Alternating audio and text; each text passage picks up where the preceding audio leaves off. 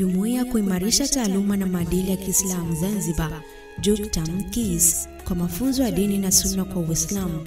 Usiache kusubscribe, kulike na kucomment ili uwe kwanza kupata taarifa kila tunapoweka video mpya.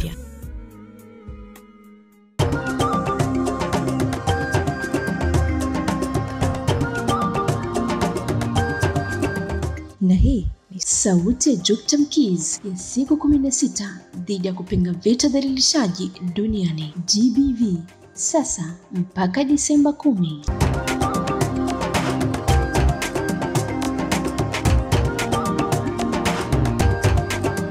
Assalamu alaikum wa rahmatullahi wa barakatuh.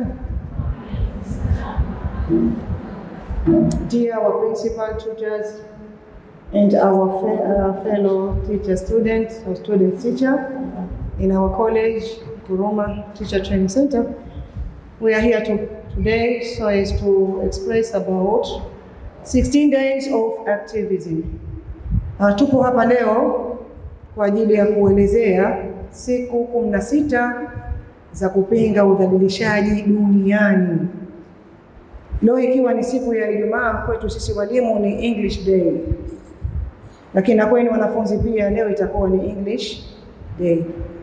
Tumechanganya haya mambo kwa sababu tuko katika siku 16 za kupinga udhalilishaji wa kijinsia duniani, ambayo ilianza tarehe 25 Novemba na itatia nanga tarehe 10 Disemba. Tukiwa leo tarehe 5 Disemba, Friday, itakuwa ni siku ya kumbukumbu kwetu wana Nkurumah, wana chuo cha Nkurumah, na itakuwa ni kumbukumbu yenye kukumbukwa na huenda ikawa ni historia yenye kuleta tija na mafanikio mema katika mustakabali mzima wa taifa letu, lakini katika safari yetu nzima ya masomo. Huenda wapo wanaotambua kwamba kuna hizi siku 16 za kupinga udhalilishaji duniani, lakini pengine wapo ambao hawajui. Hii ni tarehe ambayo ipo kila mwaka na ndio hiyo haibadiliki kote duniani. Nini kinafanyika? Ni watu kuinua sauti zao. Tunasema wana raise their voice. Wanainua sauti kufanya nini? Kupinga udhalilishaji wa kijinsia duniani. Kama tunavyoona maslogani yetu mengi yameeleza, tukianza na hili hapa ambayo ndio kauli yetu mbiu, tutaiona hapa: sema hapana kwa dhuluma, sema ndio kwa huruma. Inachotakiwa tuache dhulma na tufanye huruma, lakini huo ndio Uislamu wetu.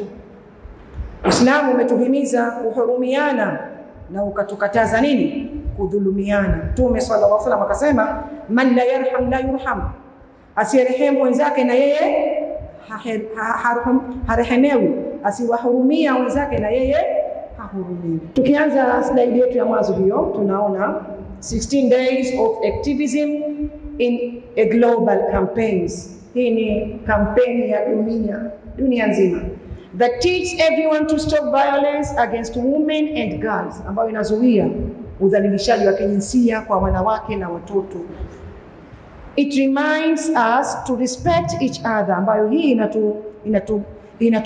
inatusiye na mwamko, inatukumbusha kwamba tuheshimiane. Heshima ni kitu kizuri, ikiwa kidunia, kidini ndio zaidi. That's why leo tumekana hapa kuelezana mawili matatu. Protect human rights, kuzilinda haki za mwanadamu, and work together, na kufanya kazi kwa pamoja for a safe society, kwa kuwa na jamii yenye amani. Kwa hivyo hii inatuhusu sote kama wakufunzi, kama walimu, wanafunzi, kama jamii kwa ujumla. Ni wajibu wetu sote kushikana mkono kwa pamoja tukaweza kupinga udhalilishaji. Tuna alama hiyo, sign, ambayo inaonyesha kwamba stop gender based violation. Acha kabisa kukiuka au kudhalilisha udhalilishaji wa kijinsia. Toba roho yangu. Hai. Dira ya mafunzo. Kwa nini leo tumekaa hapa kufunzana? Kwa sababu ya kujenga jamii ya chuo chenye uelewa wa haki, heshima, huruma na usawa kwa wanafunzi na wafanyakazi wote, ambapo hakuna mtu anayeathirika au kudhalilishwa kwa sababu ya jinsia au nafasi yake. Kwa sababu udhalilishaji hauna nafasi katika nafsi ya mwanadamu. Ndio maana tumeona leo tuekani hapa tuambizane, kila mmoja amheshimu mwenzake.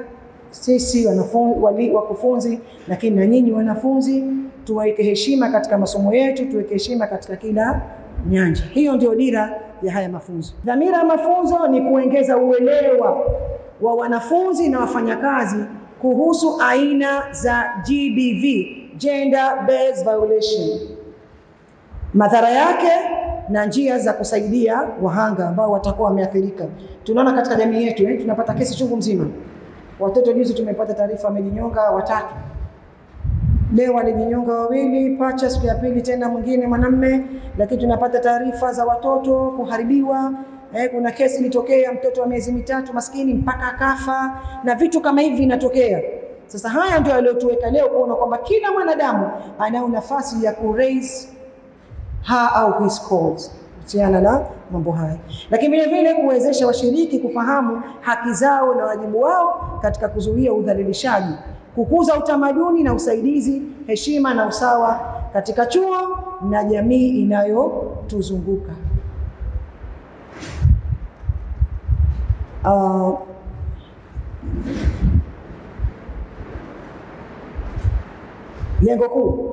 Lengo kuu ni kuwafundisha na kuwawezesha washiriki kutambua, kuzuia na kushughulikia matukio ya GBV kwa njia salama, yenye heshima na yenye matokeo chanya. Leo tulikuwa na mafunzo kuhusiana na kupinga udhalilishaji wa kijinsia.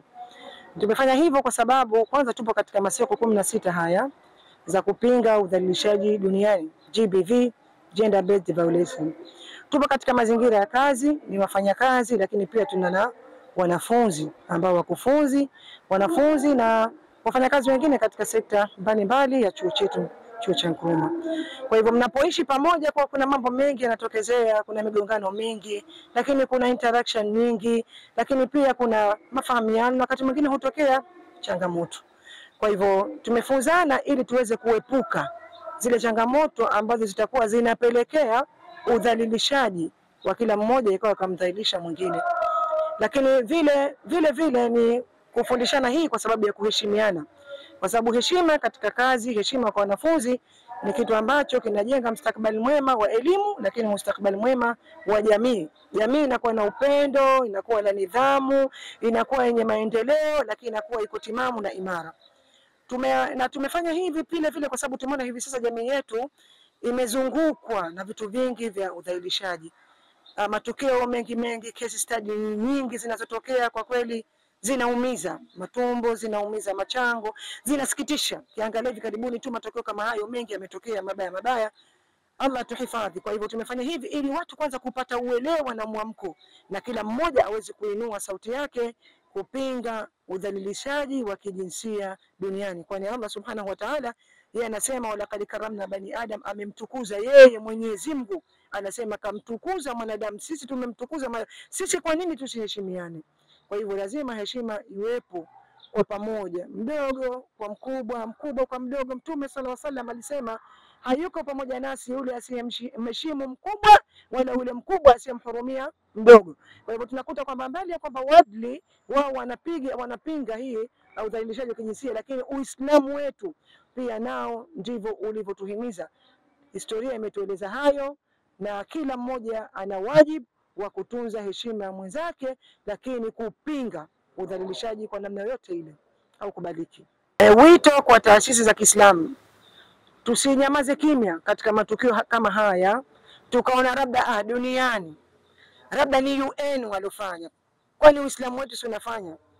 Tukikaa hivyo tutakuwa tunapotea, kwa sababu Mtume sallallahu alaihi wasallam hayupo pamoja na sisi yule ambaye haendi na zama zake. Kwa nini nikasema hivyo? Kwa sababu sisi tusipo raise our voice, wale watoto wetu wale watafahamu kwamba haya si mambo ya Kiislamu, ni mambo ambayo yamekuja tu na pengine na mataifa tu mengine ya nje, wakati Uislamu hasa ndio wenye haki ya kulizungumzia hili. Kwa hivyo apart from kwamba wao wameweka hiyo 16 days ya GBV, lakini sisi tunajua kwamba Mtume sallallahu alaihi wasallam alipokuja duniani na alipopewa utume, kaikuta jamii ipo katika mazonge hayo ya udhalilishaji. watoto wanawake wakizikwa wakiwa hai, wanawake wakirithiwa tu, walikuwa na wao hawarithi mali za wazazi wao, na mengi wakifanya walikuwa hawana thamani, hawana sei yote wanawake. Hakuna jambo ambalo mwanamke atasema. Hawakuruhusiwa kusoma, walikuwa ni majahili. Kwa hivyo Uislamu ulipokuja ukamkomboa mwanamke kutokana na yote haya. Kwa hivyo Uislamu ndio hasa kiini cha kupinga na kuzuia udhalilishaji duniani.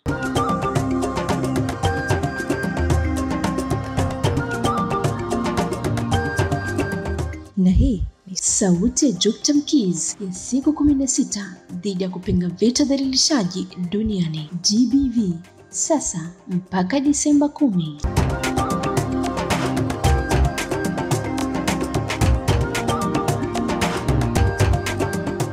Jumuiya ya kuimarisha taaluma na maadili ya Kiislamu Zanzibar, Juktam Keys, kwa mafunzo ya dini na sunna kwa Uislamu. Usiache kusubscribe, kulike na kucomment ili uwe kwanza kupata taarifa kila tunapoweka video mpya.